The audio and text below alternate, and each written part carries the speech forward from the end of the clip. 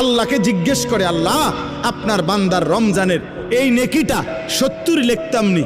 আল্লাহ বান্দার দিকে তাকাইয়া যখন দেখে গুনাহ থেকে মুক্ত, আল্লাহর জিকিরে তার জিব্বা ভিজা, আল্লাহর মহব্বত তার কলিজার মধ্যে, সুন্নাত মোতাবেক তার জীবন, আল্লাহ তখন বলে না 70 না 700 লেখো, 700, 7,000 লেখো, 70,000 লেখো, 7 লক্ষ লেখো, 70 লক্ষ লেখো, 7 কোটি লেখো, 70 কোটি লেখো, 70,000 কোটি লেখো।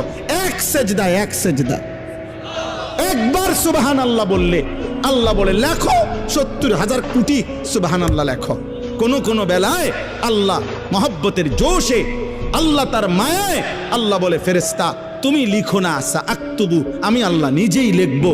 এই নেকি তুমি দিয়া পারতা না, আমি দেবো আমার বান্দার নেকি। বলেন বাপ, বলেন। আহাজ